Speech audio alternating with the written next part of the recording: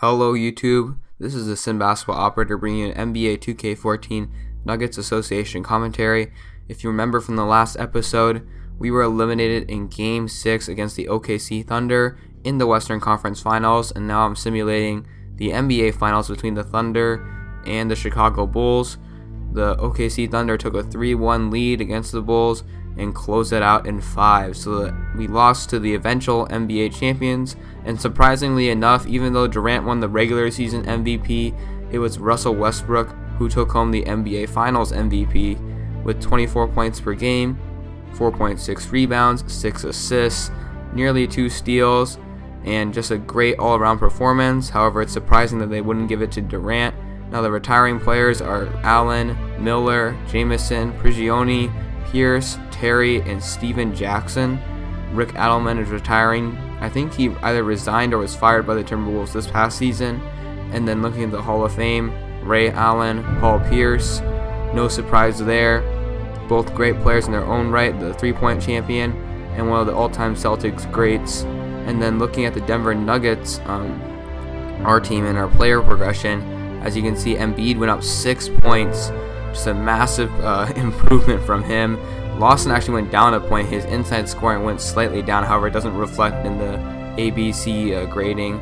Gallinari went up 4 points. Fareed went up 1. Ross didn't go up a lot, so that's a little bit concerning. And then Anderson is getting close to, he's in his prime of his career, so he's not going to upgrade by much. Ashik surprisingly didn't go down. Joseph went up slightly in his perimeter defense, and Randy Foye declined a lot because he's, I think, on the wrong side of the 30. And then we have 4 draft picks. I don't know how we got 4 draft picks. I think it's because we went on a fire sale last offseason, and traded some of our role players, and somehow we were able to swindle draft picks. So we have 4 draft picks, and it's going to be the number 14 pick, I believe the number 10 pick, as well as the number 8 pick. So no surprises there. We didn't move up or down in any position. There weren't really any surprises in this lottery. As you can see, the Suns get the 3rd pick, the Jazz get the 2nd, and it will be the Dallas Mavericks who get the 1st pick overall. I actually didn't catch this earlier, otherwise I would have restarted somewhat, but the Mavericks actually traded Dirk Nowitzki to the Bobcats, and it was an earlier trade mid-season. However, the real Mavericks would never trade Dirk for nearly anything. And as you can see, our 4th draft pick will be the 20th, so we have a lot of room to make changes, a lot potential shakeup happening, and that's the question that I will pose in this episode. We are not going to get to the draft, and we're not going to get to the free agency, but the question is, do we really want to shake up the roster that had the best regular season record, as well as also took the Thunder to 6 games, who won the championship in the conference finals? Is it something that we want to shake up? We have a lot of movable pieces. Do we want to try to move for a superstar point guard, small forward, or pretty much any position? And cap-wise, we don't have the money to go after Kevin Love or one of those other marquee free agents. Actually, I think Love signed an extension, but it's kind of just the turning point right here, deciding what we want to do as a team. As you can see, a lot of people didn't really decline their options. I believe J.R. Smith and Wilson Chandler had their options declined. So the free agency class is a little bit deep. I think Carmelo's there, but why would Carmelo return to the Nuggets? Anyways, I'm rambling a little bit. We're going to send qualifying offers to Fareed and Jordan Hamilton. Then we're going to make an attempt to re-sign Fareed here. As you can see, I'm trying to get a somewhat reasonable deal. I'm actually going to sign him for 5 years because why not? I mean, Fareed is a tremendous rebounder. He's developed into a very good defender. I think he acquired the lockdown defender signature skill, so he has the abilities to lock up positions 3 and 4, and that's something I'm going to need in the future. And I'm also looking to re-sign Ashik. As you can see, his contract will be declining, and that's an important part as this team moves forward. So other than that, I'm letting everyone else go to free agency, and I'm going to move on to the pre-draft workouts.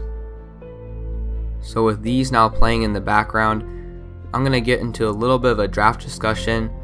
To clarify, we are in the 2015 offseason, so we're going to be drafting guys like Jahlil Okafor, Kevon Looney, who you see here, Stanley Johnson, Emmanuel Mudiay, Tyus Jones. Those guys is that draft class.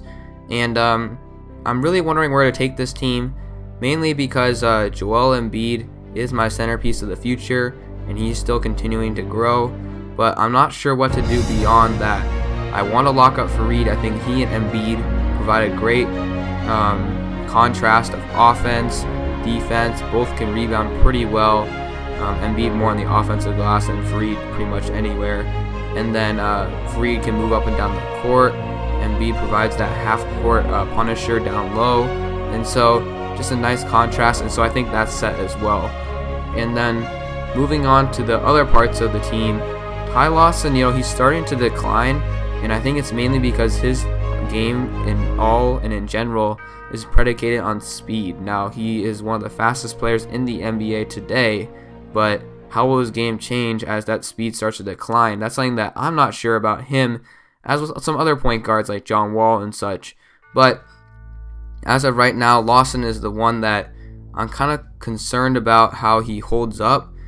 He is 5'11", so speed is an important part with him. As you can see, he's able to get by Emmanuel Mudiay and other point guards in this draft class. But with the top flight point guards, if I remember my last game pretty fondly, is that he got abused by Russell Westbrook. He was shorter, not as strong, and he was pretty matched up well in terms of his speed. And so Lawson is somebody who's a little bit concerned. Another person that I'm kind of worried about is Terrence Ross. Saw limited growth from him. I'm looking to develop him into more of a 3-and-D type player with the occasional slash the basket. So think my best comparison to really is to think like what Kawhi Leonard does now for the Spurs, but translate that to the shooting guard position. So not a guy who's going to be battling for rebounds, but a guy who's going to be spotting up, be able to create that space on the perimeter for the jump shot. And he's developed nicely into that. So I think Terrence Ross is a keeper. The other potential moving position is Danilo Gallinari. He's a very accomplished offensive player, but defensively, I don't want to have to keep switching the matchup between Fareed and Gallinari, because Fareed is quick and he's a very active defender, but that doesn't mean that his overall ability to defend some of the small forwards in the game, like Durant, for example, is very good. I would rather have a true small forward matchup, but Gallinari does bring a lot offensively, and so more than likely I'll keep him and Lawson. Again, this is all pretty much what I hear in the comments, what I want to see in the future. And then moving on to the bench, Corey Joseph I solidify as a backup point guard. I like him in that spot. He's a very good game manager, and he's good enough to service as the backup point guard on a championship contender. He can be that role player. Moving on to the shooting guard spot, Randy Foye will not be, for sure. That's the one thing I'm sure about, is Randy Foye should not return. He just does not bring enough defensively and enough creativity on offense to warrant me keeping him. So I'm looking to acquire more of a defensive-minded veteran. Some names I can think off the top of my head are Danny Green, for example. Another one would be Jared Dudley. Another person would be Aaron Aflalo. And people like that who can play defense. Again, 3-and-D players, except one that can come off the bench and be more of a veteran-controlled presence. And then that player will fit pretty well next to more of a punishing defensive small forward. And maybe Ronnie Brewer, he may be coming back. Or maybe a new young blood, I'm not entirely sure. But just looking for somebody that can occasionally spell Fareed in that defensive position, as well as Gallinari at the small forward position on offense. And now on power forward spot, Anderson's still on this team, and he will be on this team. He's the 6th man of the year in this association, so his three-point ability and just his ability to space the floor, as well as be somewhat of a rebounding presence, helps a lot. And then Ashik I did try to resign, however, he might be a little bit easier to replace because he is getting older, and there are other more veteran defensive presences that can provide a lot of rebounding and defense. However, Ashik is the only one that I can think of that has the signature skills, so I'll be looking to resign him. So those are just a sample of the offseason questions. In terms of draft prospects, combo guards, Zach LaVine, Emmanuel Mudiay. However, Mudiay seems a little bit too good for my position. That's the first priority, and after that, maybe a potential power forward replacement for Kenneth Fareed. So yes, this is a Sim Basketball Operator, and the draft will be in the next video. Thanks.